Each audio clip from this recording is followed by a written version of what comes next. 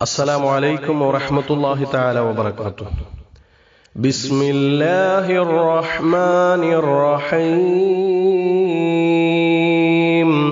إن لك في النهار سبحا طويلا واذكر اسم ربك وتبتل إليه تبتيلا. മുസമ്മിൽ സൂറത്തിലെ 7-ാമത്തെയും 8-ാമത്തെയും ആയത്തിന്റെ വ്യാഖ്യാനമാണ് ഇന്നിവിടെ പറയുവാനുള്ളത്. ഇന്നലക ഫിന്നഹാർ, തീർച്ചയായിട്ടും ഇന്നലക്ക നിനക്കുണ്ട്, ഫിന്നഹാരി പകലിൽ, സബഹൻ ത്വീല ദീർഘമായ ജോലി തിരക്കുകളുണ്ട്. അഥവാ കഴിഞ്ഞ ആയത്തുകളിലൊക്കെ നമ്മൾ പറഞ്ഞത് രാത്രിയെ ഇബാദത്ത് കൊണ്ട് സജീവമാക്കുന്ന വിഷയമാണ്.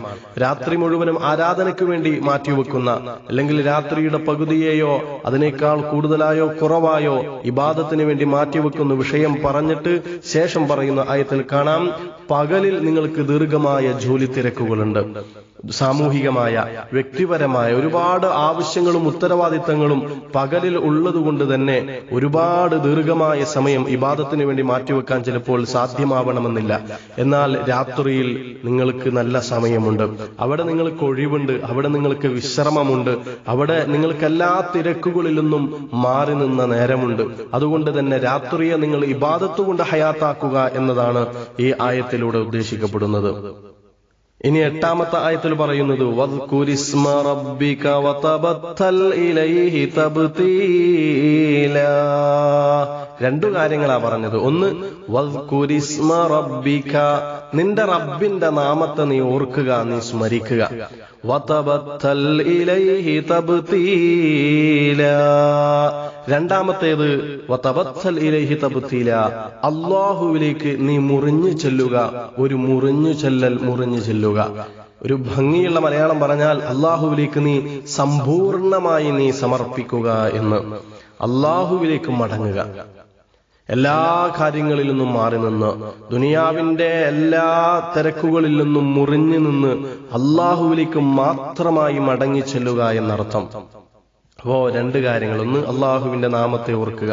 ഏത് കാര്യം ചെയ്യുമ്പോഴും, ഏത് നന്മ തുടങ്ങുമ്പോഴും ബിസ്മില്ലാഹിർ റഹ്മാനിർ റഹീം, അള്ളാഹുവിന്റെ നാമം കൊണ്ടായിരിക്കുക നമ്മുടെ ഓരോ നല്ല കാര്യങ്ങളുടെയും തുടക്കം. അതുപോലെ ദിക്റിനാലും തസ്ബീഹിനാലും തഹ്മീദിനാലും തഹ്ലീലിനാലും തക്ബീറിനാലും നമ്മുടെ നാവുകൾ സദാ ചലിച്ചുകൊണ്ടിരിക്കുക. വദ്കുരിസ്മ റബ്ബിക, നിന്റെ റബ്ബിന്റെ നാമത്തെ ഓർക്കുക എന്നാണ് ഇവിടെ പറഞ്ഞത് ഈ ആയത്തിൽ. എന്നാൽ സൂറത്തുൽ അറാഫിലെ 205-ാമത്തെ ആയത്തിൽ അള്ളാഹുവിനെ ഓർക്കേണ്ടത് എങ്ങനെയാണെന്ന് പറയുന്നുണ്ട്. ഏത് വിധേനയാണ് അള്ളാഹുവിനെ സ്മരിക്കേണ്ടത് എന്ന് പറയുന്നുണ്ട്. വദ്കുർ റബ്ബക ഫീ നഫ്സിക തളർറുഅൻ വഖീഫ. വദ്കുർ റബ്ബക, നിന്റെ റബ്ബിനെ നീ ഓർക്കണം, സ്മരിക്കണം. ഫീ നഫ്സിക, നിന്റെ ഹൃദയത്തിൽ, നിന്റെ മനസ്സിൽ. തളർറുഅൻ, വിനയത്തോടെയും. വഖീഫതൻ, ഭയപ്പാടോടും കൂടി അള്ളാഹുവിനെ നീ സ്മരിക്കണം. അപ്പൊ അള്ളാഹുവിന് ദിക്ർ ചൊല്ലുമ്പോ ഹൃദയത്തിൽ അള്ളാഹുവിനെ ഓർക്കുമ്പോ വിനയത്തോടുകൂടിയായിരിക്കണം, അള്ളാഹുവിനോടുള്ള ഭയപ്പാടോടും കൂടിയായിരിക്കണം. പക്ഷെ നാം നമ്മളെ കുറിച്ചൊന്ന് ആലോചിച്ചു നോക്ക്. നമ്മുടെ ദിക്റുകൾ കേവലം നാവുകൊണ്ടുള്ള ഒരു വാചക കസർത്തുകൾ മാത്രമായിട്ട് ചുരുങ്ങിപ്പോകുന്നുണ്ടോ എന്ന്. അഥവാ ദിക്റുകൾ ചൊല്ലുന്ന നേരം നമ്മുടെ ഹൃദയത്തിൽ വിനയമുണ്ടോ, തായ്മയുണ്ടോ? അതുപോലെ അള്ളാഹുവിനോടുള്ള ഭയവും അള്ളാഹുവിനോടുള്ള സ്നേഹവും നമ്മുടെ ഹൃദയത്തിലേക്ക് കടന്നു വരാറുണ്ടോ? ലാ ഇലാഹ ഇല്ലല്ലാഹു, ലാ ഇലാഹ ഇല്ലല്ലാഹ്, ലാ ഇലാഹ ഇല്ലല്ലാഹു മുഹമ്മദുർ റസൂലുള്ളാഹ്. ദിക്റുകളുടെ വചനങ്ങൾ ഉച്ചരിക്കുന്ന നേരത്ത് നമ്മുടെ ഹൃദയത്തിൽ അള്ളാഹുവിനെ കുറിച്ചുള്ള ഓർമ്മയുണ്ടോ? നരകത്തിൽ നിന്ന് രക്ഷപ്പെടണമെന്നുള്ള ആഗ്രഹമുണ്ടോ? സ്വർഗത്തിലേക്ക് കടന്നു പോവാനുള്ള താല്പര്യമുണ്ടോ? അള്ളാഹുവിന്റെ അനുഗ്രഹങ്ങളെ കുറിച്ചുള്ള ചിന്തയുണ്ടോ? അള്ളാഹുവിന്റെ അദാബിൽ നിന്ന് രക്ഷ നേടാനുള്ള ആഗ്രഹമുണ്ടോ? അള്ളാഹുവിനോടുള്ള അദമ്യമായ സ്നേഹം മനസ്സിൽ കാത്തു സൂക്ഷിച്ചുകൊണ്ടാണോ നമ്മുടെ നാവുകൾ ദിക്റുകൾ കൊണ്ട് അനങ്ങുന്നത്, ചലിക്കുന്നത് എന്ന് നമ്മൾ ഒരു വേള ആലോചിക്കേണ്ട വിഷയമാണ്. ഇനിയോ സൂറത്തുൽ ബഖറയിൽ 200-ാമത്തെ ആയത്തിൽ അല്ലാഹു പറയുന്നത് വദ്കുറുല്ലാഹ കദിക്രികും ആബാഅകും ഔ അശദ്ദ ദിക്റാ. അല്ലാഹുവിനെ എങ്ങനെയാണ് ഓർക്കേണ്ടതെന്നറിയോ? ഫദ്കുറുല്ലാഹ്, അല്ലാഹുവിനെ നിങ്ങൾ ഓർക്കണം. കദിക്രികും ആബാഅകും, നിങ്ങളുടെ പിതാക്കന്മാരെ നിങ്ങൾ ഓർക്കുന്നതുപോലെ. ഔ അശദ്ദ ദിക്റാ, അല്ലെങ്കിൽ അതിനേക്കാൾ കഠിനമായ നിലയിൽ, അതിനേക്കാൾ ശക്തമായ നിലയിൽ അല്ലാഹുവിനെ നിങ്ങൾ ഓർക്കണം. അപ്പൊ ഉപ്പാനെ കുറിച്ചുള്ള ചിന്ത, മാതാപിതാക്കളെ കുറിച്ചുള്ള ചിന്ത നമ്മുടെ മനസ്സിൽ എപ്പോഴും ഇങ്ങനെ തികട്ടി വരാറുണ്ട്. എന്നാൽ അതിനേക്കാൾ അപ്പുറം അല്ലാഹുവിനെ കുറിച്ചുള്ള ചിന്തകളും ഓർമ്മകളുമാണ് നമ്മുടെ ഹൃദയത്തിലേക്ക് കടന്നു വരേണ്ടത്. മാതാപിതാക്കളെ കുറിച്ച് പറയുന്നത് പോലെ, അല്ലെങ്കിൽ അതിനേക്കാൾ അപ്പുറം പറയുന്നത് പോലെ ആയിരിക്കണം നമ്മുടെ നാവിൽ അല്ലാഹുവിനെ കുറിച്ച് പറയേണ്ടത്. അപ്പൊ അള്ളാഹുവിനെ ഓർക്കേണ്ടത് എങ്ങനെയാണെന്ന് വിശദീകരിക്കപ്പെട്ടു കഴിഞ്ഞു. ഇനിയോ വതബത്തൽ ഇലൈഹി തബ്തീല, സമ്പൂർണമായി അള്ളാഹുവിലേക്ക് നിങ്ങൾ സമർപ്പിക്കണം.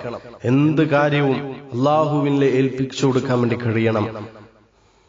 വതവല്ലനി ഫീമൻ തവല്ലൈത്, അല്ലാഹുവേ കാര്യങ്ങൾ ഏറ്റെടുത്തവരോടൊപ്പം എന്റെ കാര്യങ്ങളും നീ ഏറ്റെടുക്കണേ അല്ലാഹ്. നമ്മൾ ഖുനൂത്തിൽ ദുആ ചെയ്യാറുണ്ട്. അങ്ങനെ എല്ലാ കാര്യങ്ങളും അള്ളാഹുവിലേക്ക് സമർപ്പിക്കുക. എന്റെ കാര്യങ്ങൾ മുഴുവനും അള്ളാഹുവാണ് ഏറ്റെടുക്കേണ്ടത്. അള്ളാഹു ഏറ്റെടുത്തു കഴിഞ്ഞാൽ പിന്നെ എനിക്ക് റാഹത്താണ്, സന്തോഷമാണ്. അപ്പൊ തന്റെ എല്ലാ കാര്യങ്ങളും സമ്പൂർണമായി അള്ളാഹുവിലേക്ക് സമർപ്പിക്കുക.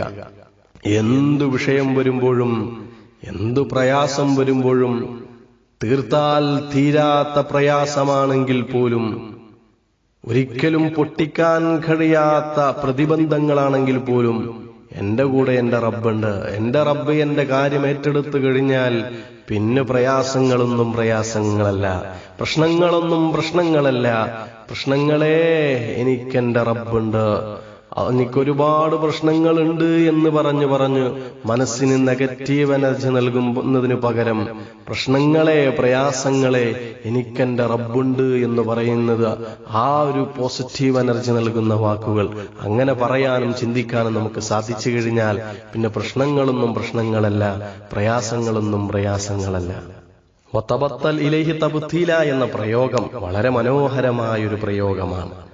കാരണം ഇതിനെക്കുറിച്ച് മഹാന്മാരായ മുഫസ്സിരിങ്ങൾ ധാരാളം വിശദീകരണം നൽകുന്നുണ്ട്. വതബത്തൽ ഇലൈഹി തബ്തീല എന്ന് പറഞ്ഞാൽ സമ്പൂർണമായി സമർപ്പിക്കുക എന്ന് പറഞ്ഞാൽ നിഷ്കളങ്കമാക്കുക നിന്റെ ഇബാദത്തിനെ, അള്ളാഹുവിന് വേണ്ടി മാത്രമാക്കുക എന്നർത്ഥം. മറിയം ബീവിയെ കുറിച്ച് ബത്തൂൽ എന്ന് പ്രയോഗിച്ചിട്ടുണ്ട്. ബത്തൂൽ എന്ന് പറഞ്ഞാൽ, ബത്തൂൽ നമ്മൾ വതബത്തൽ എന്ന് പറഞ്ഞല്ലോ, ആ തബ്തീല് ആ അർത്ഥത്തിൽ വരുന്ന ബത്തൂൽ. ബത്തൂൽ എന്ന് പറഞ്ഞാൽ അള്ളാഹുവിന് വേണ്ടി ഇബാദത്ത് ചെയ്യാൻ വേണ്ടി പൂർണ്ണമായും സമർപ്പിച്ചവൾ എന്നർത്ഥം. തബ്തീല് എന്നതിന് വളരെ വിശാലമായ അർത്ഥതലങ്ങൾ മുഫസ്സിരിങ്ങൾ രേഖപ്പെടുത്തിയതായിട്ട് കാണാം. അഥവാ ഒരു ആബിദായ മനുഷ്യൻ, ഒരു മുസ്ലിമായ മനുഷ്യൻ മറ്റെല്ലാത്തിൽ നിന്നും ഒഴിഞ്ഞു മാറി ഇബാദത്തിൽ മുഴുകുക എന്നർത്ഥം പറയാം. അതല്ലെങ്കിൽ അള്ളാഹുവിന്റെ ശാസനക്കും അള്ളാഹുവിനോടുള്ള അനുസരണത്തിനുമായി പൂർണ്ണമായി സമർപ്പിക്കുക എന്നർത്ഥമാകാം. ഇതൊക്കെ പണ്ഡിതന്മാർ ഇങ്ങനെ പറയുന്ന അർത്ഥങ്ങളാണ്. അതുപോലെ തന്നെ ദുനിയാവിനോടും അതിലുള്ള സകലതിനോടുമുള്ള താല്പര്യത്തെ മാറ്റിവെച്ചുകൊണ്ട് അല്ലാഹ് എന്ന താല്പര്യത്തിലേക്ക് മാത്രമായി ഒഴിഞ്ഞു നിൽക്കുന്നതിന് തബ്തീലി എന്നർത്ഥം പറയാറുണ്ട്. അപ്പോൾ വലിയ വിശാലമായ ഒരു അർത്ഥമാണ് തബ്തീലി എന്നതിനുള്ളത്. എല്ലാം അല്ലാഹുവിലേക്ക് സമർപ്പിക്കുക. വമൻ യതവക്കൽ അലല്ലാഹി ഫഹുവ ഹസ്ബുഹു, ആരെങ്കിലും അല്ലാഹുവിൽ ഭരമേൽപ്പിക്കുന്നുവെങ്കിൽ അവൻ അല്ലാഹു മതി, അവൻ അല്ലാഹു മതി, വേറൊന്നിന്റെ ആവശ്യമില്ല. വതവക്കൽ അലൽ ഹയ്യില്ലദീ ലാ യമൂത്ത്, ഒരിക്കലും മരണമില്ലാത്ത എന്നെന്നും ജീവിക്കുന്നവനിൽ നിങ്ങൾ എല്ലാം അർപ്പിക്കുക എന്ന്, ഭരമേൽപ്പിക്കുക എന്ന് അല്ലാഹു തന്നെ പറയുന്നു.